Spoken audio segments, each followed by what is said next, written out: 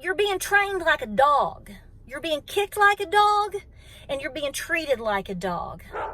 Don't you feel like you got a treat because gas is $4.09? You people out in California, I bet you'd salivate all over yourself for gas to be $4.09. Think about how just incredibly insane that is.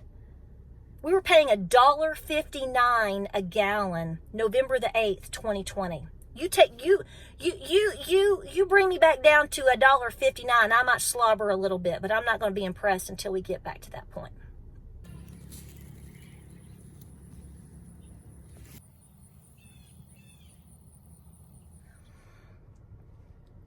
So hey guys, welcome to Appalachia's Homestead. I just got done finishing the barn, and I think I still have hay on my head, and it is what it is. I hope you are doing really well. I hope you have had a great 4th of July week this past week, but it's time to get back to the grind. I took a day or two off, did a lot of filming with cooking, and we finally got some rain. We're waiting on some more rain right now. And I want to tell you that today's been a good day. Nothing bad has happened. In fact, my husband had a wonderful doctor's appointment today. Everything is great. But, guys, ladies, you better be doubling down on anything that you're trying to prep with right now. I know that there's people out there that are putting videos out telling you. I haven't watched them, so I'm not judging anybody and their content. What I'm saying is you know, do you need to buy 50 Baby Ruth candy bars right now to put away? Well, that's debatable. Some days you need a Baby Ruth. But the point I'm telling you is anything and everything that you can truly get back to just staying very busy with every single day, I'm going to encourage you to. The happenings are so intense and so immense and happening so often that it's very difficult for all of us to keep up with it. It is difficult for one person to put out a video or two just to keep up on a daily basis of everything that's going on. I mean, it is impossible. I mean, you go to bed, you wake up, and then you find out what happened to, you know, the former Prime Minister of Japan. You go to bed, you wake up, you find out that your own leadership is hustling oil to China. You go to bed, you wake up, there's something else is burning to the ground. You go to bed, you wake up, people can't get their money in Canada right now. What's going on with all of that? Have you seen I mean, I'm just saying, you go to bed, you wake up, you open your emails, and you've got people sending you all kinds of information about the police in the Ozarks, and they don't have the funds. And basically, you know, what video did we make way back in the fall? And I took a lot of heat for this content that I put out. I basically told you that you were on your own, and there were a few people back then that pushed on me for that, because I basically told you that no one's coming to help you. You believe it now, right? Yeah, nobody's pushing back on that anymore. So the reality is as we have said, you're getting T-boned. This is what I tell you. You have been T-boned on a daily, every other day, weekly basis. I can guarantee you since last August. And it's not letting up. You can't even get a break during the 4th of July week, right? Like you thought you might be able to for a day or two, kind of, sort of. My stress level today is very intense. I don't know. You know, everything here is great, other than it's hot as the dickens and the humidity is about to choke you out. We got rain. My husband's doing good. My animals are doing good. I could probably, you know, dust a little bit, but, you know, ladies. But you can't keep up with the news. So this is what I want to encourage you. I don't know what your stress level is. I'm assuming that it's high humidity, right? Like mine. And the way that I deal with my stress in the scenario that we're in right now is I continue to try to prepare. I go and pick something. I can something. To me, if I'm out and about and I get an extra toothbrush and a bag of beans, then or whatever, then I've done my part. If I'm blessing someone, trying to make sure that they've got food on the shelves, then that's doing their part. Look at Sri Lanka. Look at Sri Lanka. Have you seen what they're doing to themselves in rage, and doing to other citizens in rage? because of the lack of fuel and the lack of food and all the problems, the collapse that they are in there. Though the have-nots turn on the haves. Whether it's justified or not, I'm just saying, I'm just going off the cuff here. There's been so much come out that I have seen, that James and I have been looking at just in the past 2 or 3 days, in terms of the news, in terms of things from Sri Lanka, in oil, and things that are going on in Europe, and things that are going, I mean, it's just like it never ends. And this is the warning that I want to tell you. It's not going to at this point. I think that I think until November, at a minimum, we are wide open for who knows, God knows what. And you know exactly what I mean when I tell you by November, because you have to be distracted on an every single day basis. You have to be distracted. We have to be divided, and we have to be distracted. Case in point. So today we went to one of James's annual medical appointments. Turned out great. Everything's good. Shake and bake, baby. But the doctor asked me, actually I shouldn't say doctor, it was actually the nurse practitioner. Let me step back. Let me correct myself.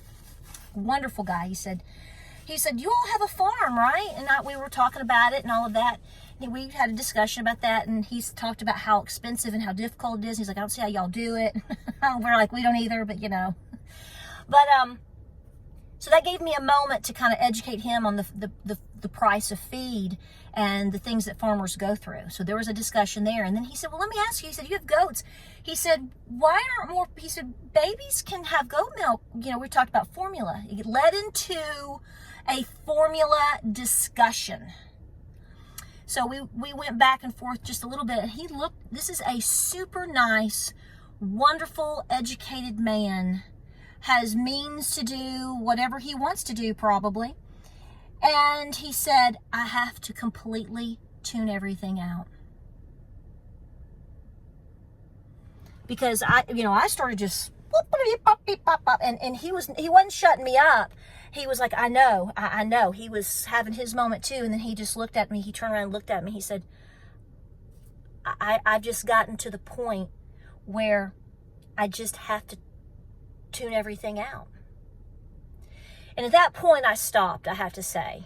We all kind of, the conversation ended just a little bit. I just acknowledged that what he was saying is he is at a point, which I think a lot of people have been doing this, or a lot of people might be doing it now. Like, you may have a comment, tell us what you think. You tell me.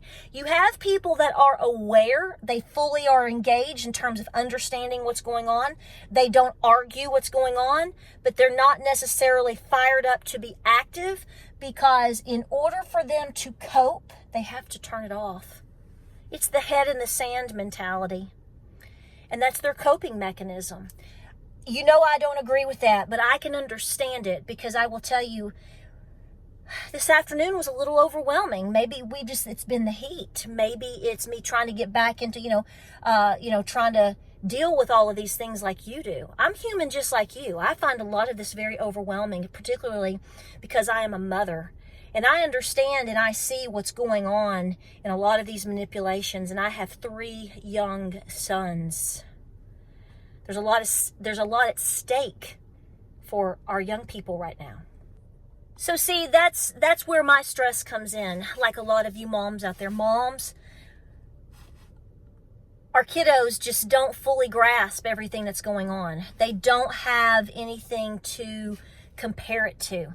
They didn't, I saw something today on Facebook. It was like, I remember dialing a rotary phone, or, your favorite song. The only reason you listened to your favorite song as a kid is because you waited until it came on the radio in the countdown, the radio countdowns. The stations have the top 10 at 10 or something like that. And you knew that Living on a Prayer or, whatever, something by Lisa and Cult Jam was going to be number 1 or number 2.